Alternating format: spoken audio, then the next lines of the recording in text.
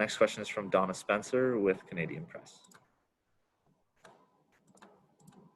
Hi, Andre. We've heard the word resilience said a lot around this team and through a rather, we'll just say, unusual preparation.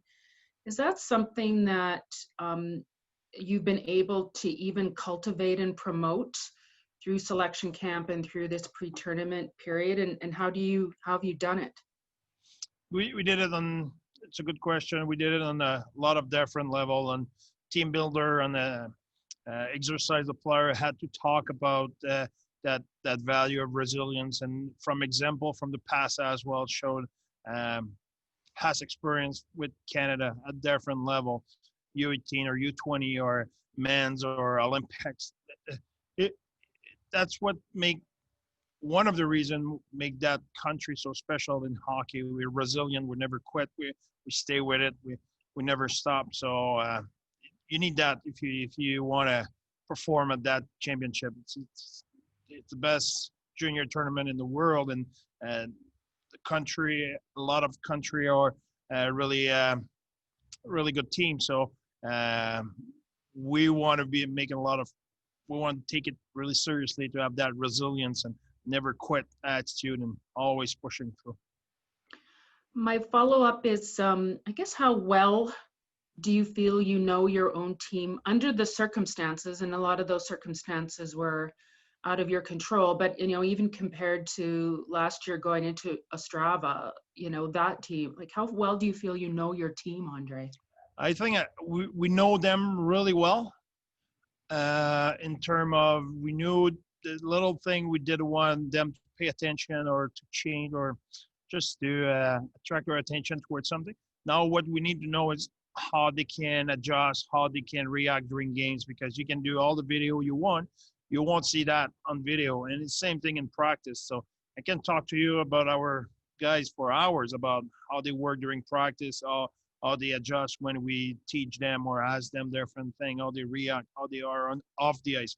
But now in terms of knowing how they will react in game, when the heat will be on, when mistake will happen, when we'll have breakdowns or stuff like that, I cannot tell you right now we know them a lot, because even the guys who I coached 2 years ago, in the life of a 19-year-old kid, 2 years, it's so much, it's so much of his life and his profession or his hockey career. So we have a relationship with our player right now. I'm really happy where we are, but I cannot say I know exactly how they will react in games. We need to play for that. Thank you.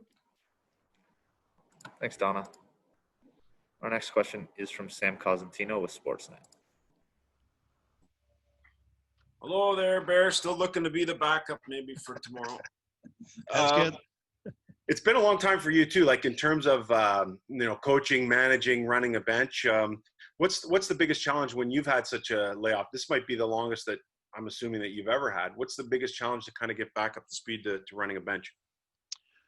That will be a challenge. It looks easy just to send the next guy over the board, but to do a good job behind and have a feel for your team and make the right adjustment, and especially use the right player in the right situation. You need to know your player. You need every player, whatever the level. In the NHL, when you trade for a player, you know what you get, but to know exactly how he will react in the game, and for the coach to know exactly how to use him and what is his strength and everything, needs a little bit of time. It's the same thing for us. So instead to have a trade or 2 or 3 or 4 new player where you have to learn how to use them, we just have 25 of those. So we need to speed up the process, but at the same time, they're a really good player.